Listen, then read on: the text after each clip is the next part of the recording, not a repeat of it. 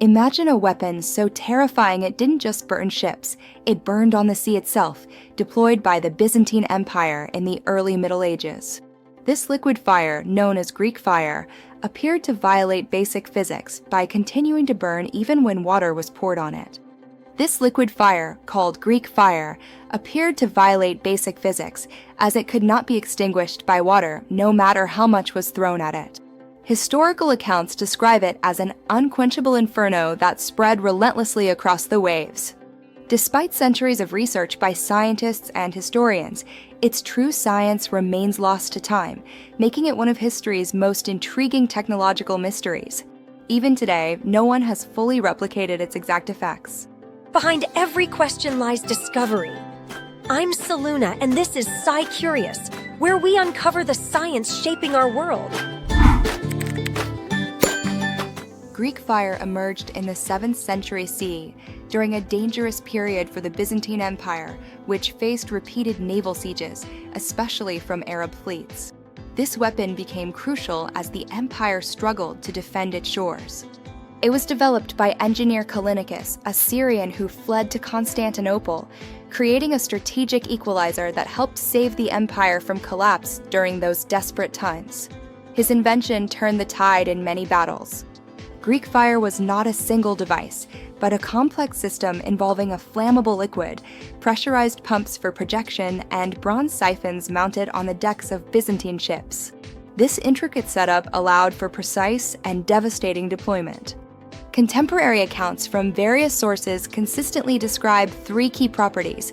It ignited easily with a spark, clung stubbornly to surfaces like wood and flesh, and continued burning fiercely even on water. These traits made it uniquely horrifying.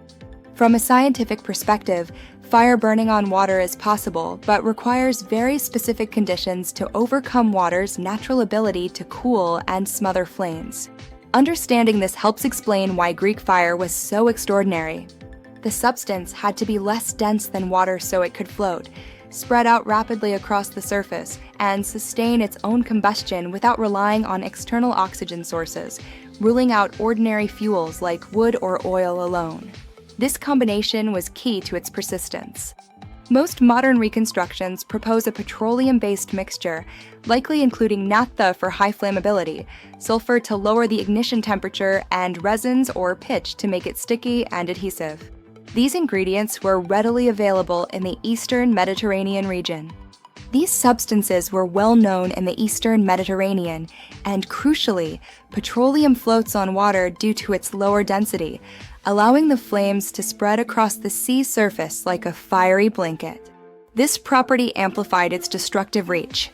Some historians suggest quicklime or calcium oxide as a key component, since it reacts violently with water to release intense heat and steam, potentially igniting nearby oils or fuels. This exothermic reaction would have added to the terror.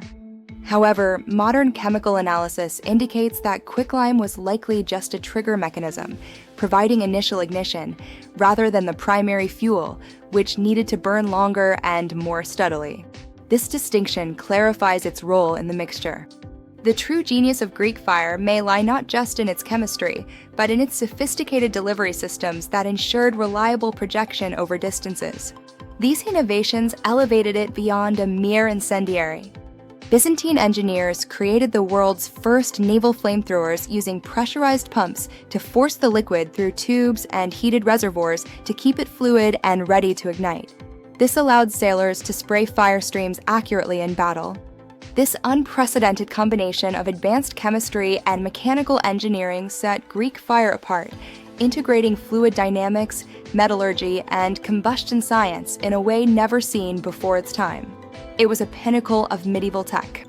Greek fire didn't just destroy ships physically, it shattered the morale of enemy crews as water, their only supposed defense, made the flames spread faster, and traditional methods like sand or vinegar utterly failed. Panic ensued on the decks. Enemy crews, witnessing the horror, described it poetically as liquid lightning or fire from heaven, underscoring its profound psychological impact that often won battles before swords were drawn. It was terror incarnate. Now for a fun fact to surprise you.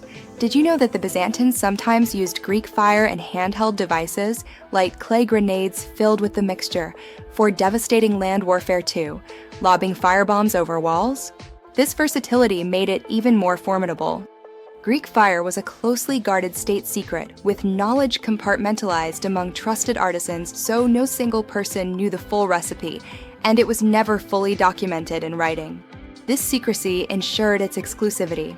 When the Byzantine Empire finally collapsed in 1453, the intricate knowledge infrastructure, workshops, experts, and supply chains vanished with it, following a common pattern seen in other lost technologies throughout history.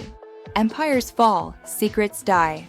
Modern chemists can indeed create substances that burn on water using similar ingredients, but none fully replicate the historical accounts of its long range, strong adhesion to targets, and prolonged persistence in combat conditions. The exact balance eludes us.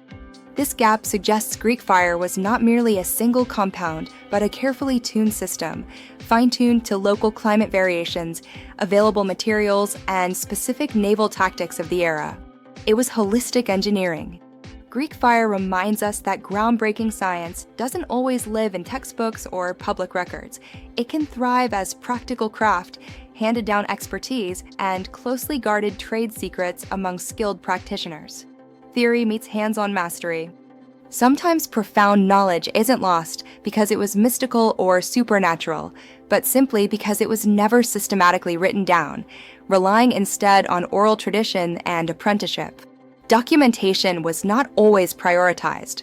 And when empires crumble and traditions break, even the mightiest fire can vanish silently into the pages of history, leaving only echoes in ancient texts. Its flame endures only in legend. If you found this journey into the lost science of ancient technology as fascinating as I did, please subscribe for more deep dives where history meets hard science, stripping away the myths to reveal the real ingenuity. There's always more to discover. I'm Selu, and this has been SciCurious. Stay curious, and I'll see you in the next wonder.